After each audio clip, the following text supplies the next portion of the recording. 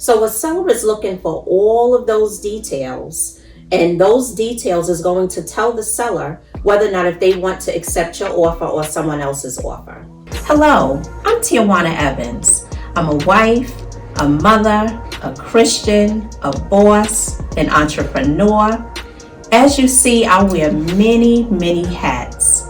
I'm a successful and blessed woman. Welcome to episode 4 of Let's Talk with Tijuana.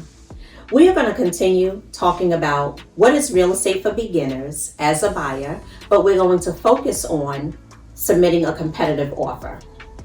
Once you have partnered with a knowledgeable realtor, that realtor is then going to give you some really good information. At least they should give you some information. I'm going to give you some tips as to what you should expect from your realtor. So when you've identified the perfect home for both you and your family, the realtor is going to, or at least the realtor should, present you with a comparative market analysis. The comparative market analysis, also known as the CMA, gives very pertinent information. It gives information pertaining to how long the houses have been on the market within that area. It tells you what the other homeowners have purchased those homes for. It tells you if the seller had given those new homeowners any type of contributions, also known as closing costs. So that CMA, like I said, is very, very crucial. Another thing that you would ask the realtor to provide to you if he or she doesn't already, but you would ask them for the taxes of that particular property. You need to know how much the taxes are for that home. You also would want to know if there's a homeowners association. How much are the fees for the homeowners association?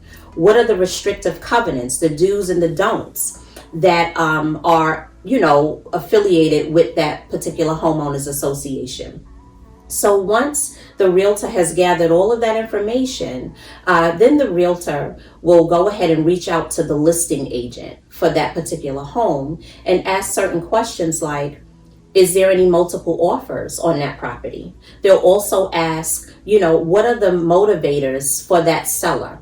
What is motivating that seller to make a decision on the different offers that they may have received? And we'll go a little bit more in depth about that. So once your realtor has gotten all of that information, they'll come back with you, and then you're ready to sit down and draft up a competitive offer. A competitive offer consists of many components.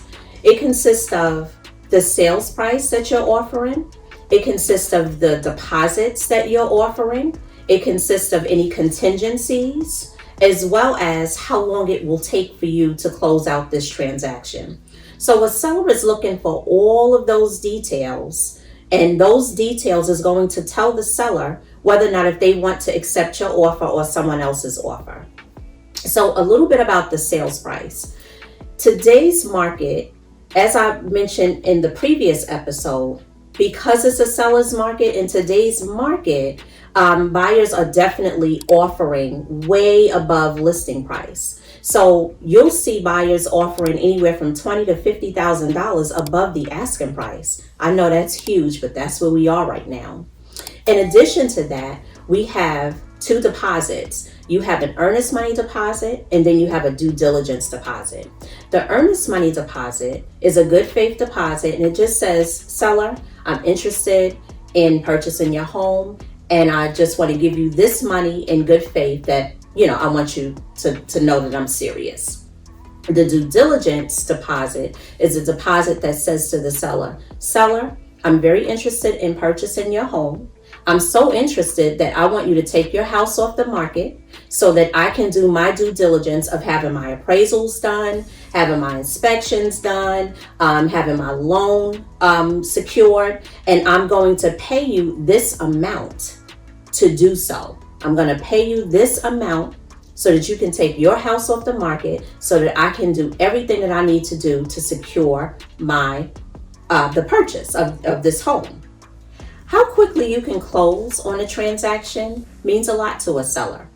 Some sellers are looking for a quick close, and some sellers are not. It just depends on the seller and their particular circumstance. They also take into consideration any type of contingencies. If you are a buyer who has a home to sell in order to purchase their home, they'll look at that. That's a type of a contingency. There's also appraisal and inspection contingencies. And what that means is, say for instance, if you offered over and above the list price and the house does not appraise for what you've offered, it actually appraises closer to what the listing price was. Are you a buyer who says, you know what? If that house doesn't appraise for what I needed to appraise for, then I'm gonna just walk away. Or if this house, once I have my inspections done, if this house shows, different type of, issues with the house, am I going to walk away from that particular transaction? So sellers do look at that. And believe it or not, in today's market, you do have buyers who say, you know what? I don't care what the house appraises for. I'm still going to purchase this home. And I want your home so badly, seller, that I'm willing to give you X amount of dollars over the appraised value. That's happening a lot. You may also have a buyer who says, you know what? I don't care that, the window is broken or, the plumbing needs to be adjusted. I don't care about certain things. I still want your home. Sellers look at that, and those type of things really enhances your offer. But again, you have to be willing to be open-minded, and you also have to have a realtor who can explain these things to you.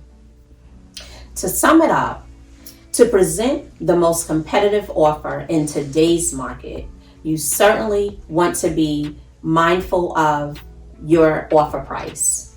How much more are you going above the list price?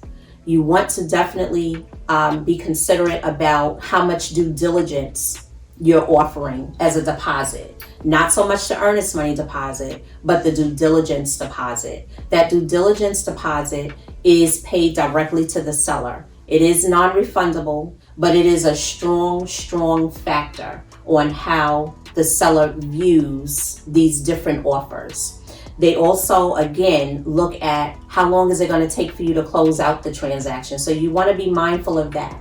You want to be mindful of any contingencies that you may have in place, or any contingencies that you may want to forego. You want to make that known to the seller.